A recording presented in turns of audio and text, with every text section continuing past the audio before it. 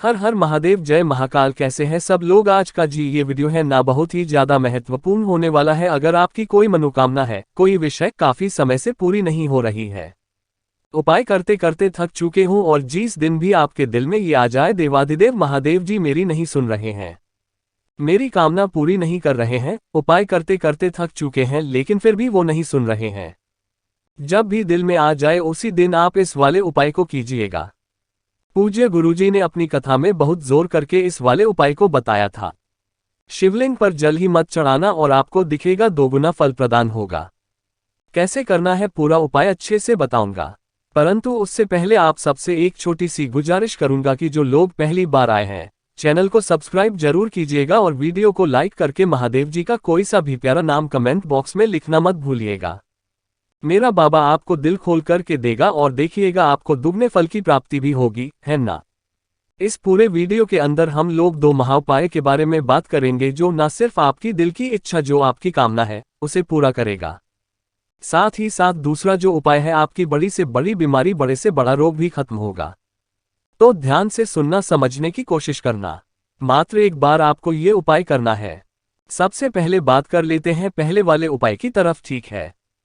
देखिए पहला वाला उपाय किस किन लोगों को करना है कि जिनकी महादेव सुन ही नहीं रहे हैं, ना महादेव सुन ही नहीं रहे हैं, बिल्कुल भी आपकी कामना ही पूरी नहीं हो रही है, उपाय करते करते थक चुके हो ना, तो एक बार मात्र इस उपाय को कर लीजिएगा।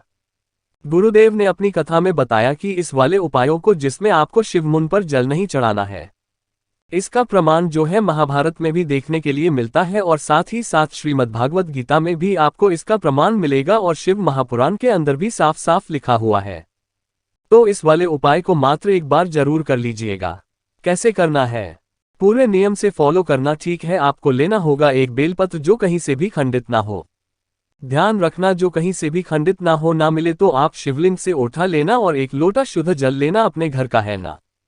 इस वाले उपाय में आपको अपने घर का शुद्ध जल लेना है, ताज़ा जल, जो एकदम ऐसा नहीं है आप 4-5 दिन पुराना वाला जल ले लीजिए, ठीक है ना। आप इस तरीके से एक लोटा जल लेना और इन दोनों ही चीजों को लेकर के पहुंच जाना मेरे देवाधिदेव महादेव जी के मंदिर शिवलिंग के पास। जिस दिन आपको लग जाए मेरा बाबा मेरी नहीं सुन रहा है, कामना पूरी नहीं कर रहा है ना, उस दिन के बाद पड़ने वाली जो भी प्रदोष आ जाए, ध्यान रखना जो भी प्रदोष का दिन आ जाए, और अगर आप किसी भी कारणवश प्रदोष के दिन ना कर पाओ ना, तो आप शिवरात्रि, हर महीने 12 महीने शिवरात्रि आती है, किसी भी शिवरात्रि के दिन इस उपाय को कर लेना, ठीक है ना। देखिएगा आपकी कामना पूरी होगी। ध्यान से सुनना। जैसे ही आप यहाँ पर एक बेलपत्र और एक लोटा शुद्ध जल लेकर के पहुंचे तो गुरुदेव ने बताया सबसे पहले आपको मंदिर की पूरी साफ सफाई कर देनी है।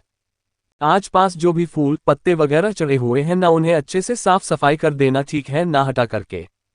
उसके बाद क्या करना है, आपको जो भी पूजा अर्चना करनी है वो आप कर लेना, जल मत चढ़ाना, बस ये चीज ध्यान रखना। सबसे अंत में जब आप इस उपाय को करेंगे ना, तो आपके पास में एक बेलपत्र जो है, उस एक बेलपत्र को शिवलिंग के ऊपर समर्पित करना, कुछ इस तरीके से कि बड़ी वाली जो पट्टी रहेगी ना वो रहे आपकी तरफ और जो डंडी का मुख रहे वो रहे जलाधारी की तरफ, ठीक है। इस तरीके से आप समर्पित कर देंगे। उसके बाद आपको जल समर्पित करना है। ध्यान से सुनना, सबसे पहले आपको जल समर्पित करना होगा भगवान गणेश जी के स्थान पर। शिवलिंग का ये जो स्थान होता है, गणेश जी का स्थान होता है। पूरा परिवार आप सबको पता है शिवलिंग पर विराजमान है शिव जी का पहले नंबर पर, यहाँ उसी लोट्स में से थोड़ा सा जल समर्पित करना। दूसरे बार दूसरे नंबर पर आपको जल समर्पित करना होगा सदानंद कार्तिकेय जी के स्थान पर, तीसरे नंबर पर जल समर्पित करना माता अशोक सुंदरी के स्थान पर, जो कि मोटी सी लाइन होती है शिवलिंग के बीच, और चौथे नंबर पर जो आपको जल समर्पित करना होगा ना, वो करना होगा माता रानी का ये जो कटिभाग होता है ना, हस्तकमल कहा जाता है इसे, इसके चारों तरफ जल समर्पित करना। अब अंत में आप क्या करते थे, जो बाकी का जल था वो शिवलिंग के ऊपर समर्पित करते थे। इस वाले उपाय में आपको शिवलिंग पर जल ही समर्पित नहीं करना है, यहां से सीधा उठना है अपनी कामना बोल करके और पहुंच जाना है बेलपत्र पेड़ के पास में। उस लोट्स में थोड़ा सा जल बचाना, बेलपत्र पेड़ के पास में जाना और वहां पर जाकर के इस जल को समर्पित कर देना। शिवलिंग पर जल समर्पित नहीं करना है, ये ध्यान दीजिएगा। उसके बाद वापस शिवलिंग के पास में आकर के आपको अपना नाम और गोत्र बोल करके महादेव जी से कामना करनी है, मैया पार्वती जी से कामना करनी है कि आपकी ये कामना है, महादेव जी नहीं सुन रहे हैं, प्लीज मेरी मनोकामना को पूरा कीजिए। पूज्य गुरुजी ने अपनी कथा में बताया था कि महादेव जी ने माता पार्वती मैया को ये वाला वादा किया था, वचन दिया था कि जो भी व्यक्ति मेरे ऊपर ना जल चढ़ा करके अगर आपके हस्त कमल पर जल चढ़ा देगा ना, उसको आप दुगना फल प्रदान करेंगे। इतना वचन दिया था और वो वाला वचन जो है मैया पार्वती जी निभा भी रही है ना। लेकिन ये वाला उपाय सिर्फ तभी किया जाता है जब आप उपाय करते करते थक चुके हो, आपकी कोई मनोकामना, कोई विश पूरी नहीं हो रही है ना, तभी आप इस उपाय को करना सुबह करना चाहो। सुबह कर लो, प्रदोष काल में करना चाहो प्रदोष काल में कर लो, कोई दिक्कत नहीं है। मात्र एक बार इस उपाय को करके देखिएगा, मेरा बाबा आपको दोगुना फल देगा। पूज्य गुरुजी का ये वाला उपाय बहुत ही ज्यादा खास और अद्भुत जरूर कीजिएगा, ठीक है ना। अब बात कर लेते हैं दूसरे वाले उपाय की तरफ कि अगर आपके परिवार में कोई भी व्यक्ति बीमारी बहुत ज्यादा है ना कोई व्यक्ति बीमार पड़ता ही रहता है। कोई व्यक्ति ऐसा है जिसके लिए तो डॉक्टर ने मना कर दिया है कि अब तो इनकी बीमारी सही होगी ही नहीं, इनकी दवाइयां हमेशा चलती रहेगी, है ना। डायलिसिस का बोल दिया है, कुछ भी ऐसी समस्या जो आपकी बीमारी से आप लड़ चुके हो, थक चुके हो, मतलब उसके बारे में सोच करके थक चुके हो ना, तो एक बार प्रैक्टिकल करके जरूर देखना।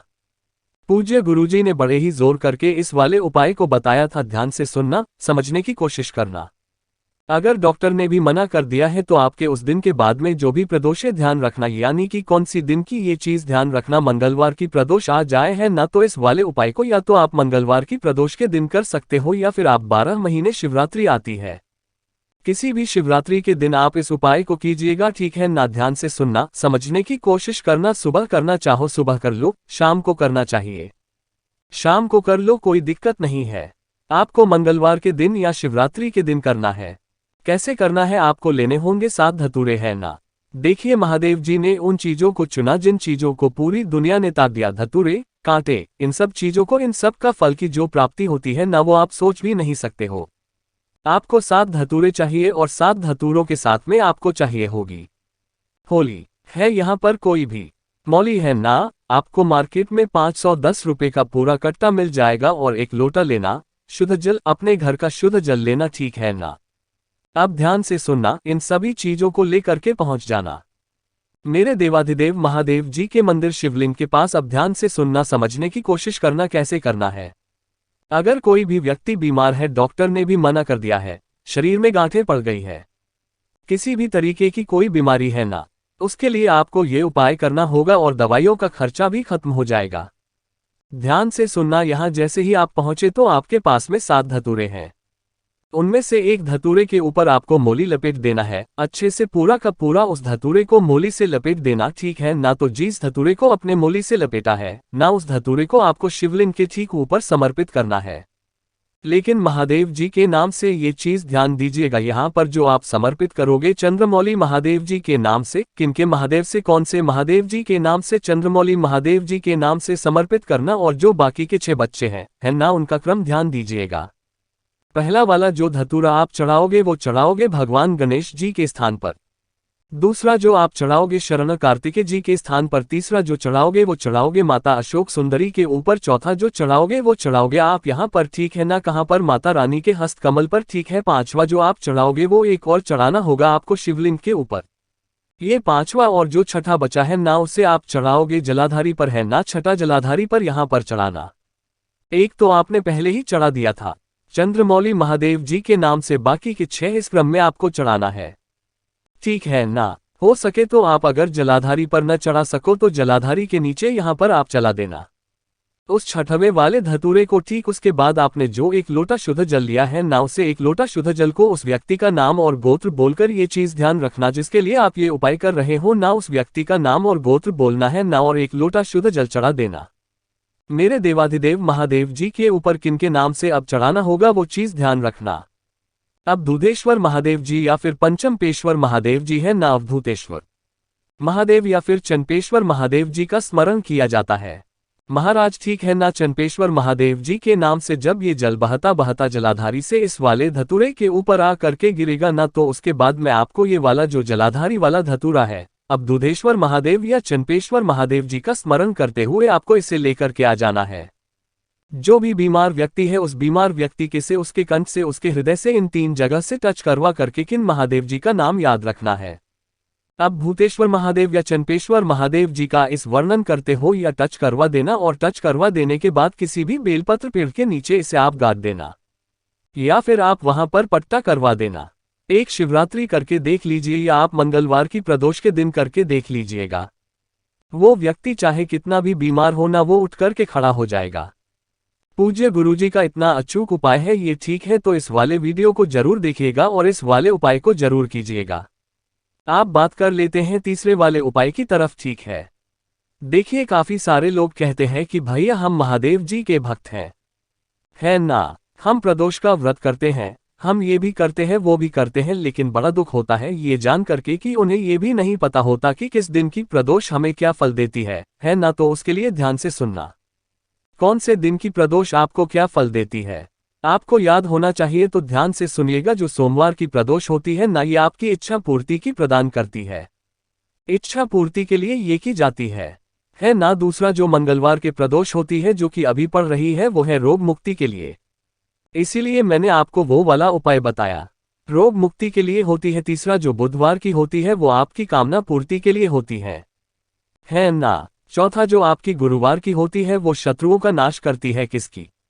शत्रुओं का नाश करती है। उसके बाद जो शुक्रवार की प्रदोष होती है वो सुख, शांति, समृद्धि भरती है आपके घर में। ठीक है, उसके बाद शनिवार की जो प्रदोष होती है वो संतान का सुख देती है, संतान का सुख। और जो रविवार की होती है ना, जो काम दुनिया में कोई नहीं कर सकता, वो इस दिन अगर आप मेरे देवाधिदेव महादेव जी को एक लोटा शुद्ध जल और एक बेलपत्र भी समर्पित कर देते हो ना, अपनी उस कामना को कह करके जिसे दुनिया में कोई नहीं कर सकता, वो काम मेरा बाबा आपको करके देता है।